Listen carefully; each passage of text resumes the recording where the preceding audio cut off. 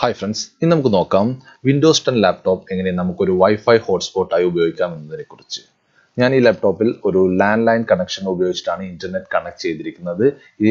ഈ ഒരു ഇന്റർനെറ്റ് നമുക്ക് എങ്ങനെ വൈഫൈ ഹോട്ട്സ്പോട്ട് ആക്കാം എന്നതിനെക്കുറിച്ച് നോക്കാം.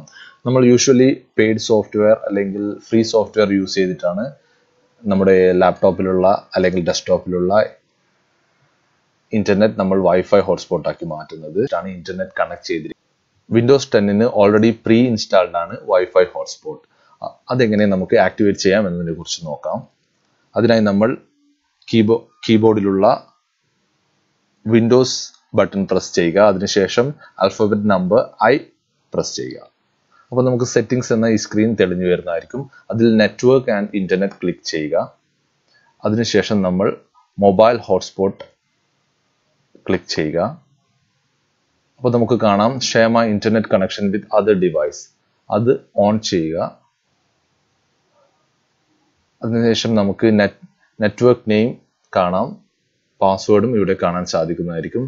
ഇതിൽ എഡിറ്റ് ചെയ്യണമെന്നുണ്ടെങ്കിൽ നമുക്ക് എഡിറ്റ് ചെയ്യാം. നമുക്ക് ഇഷ്ടമുള്ള പേര് ഇവിടെ കൊടുക്കാവുന്നതാണ്. അതുപോലെ നമുക്ക് പാസ്വേഡും എത്ര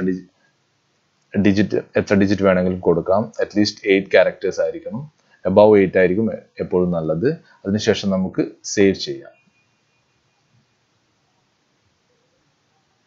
ഈ രീതിയിൽ നമുക്ക് ലാപ്ടോപ്പിലുള്ള ഇന്റർനെറ്റ് വൈഫൈ ഹോട്ട്സ്പോട്ട് ആക്കാൻ സാധിക്കുന്നതായിരിക്കും. കൂടുതൽ അറിവുകൾ ലഭിക്കാനായി എക്സെൽട്രി എന്ന എൻ്റെ ഈ ചാനൽ സബ്സ്ക്രൈബ് ചെയ്യുക.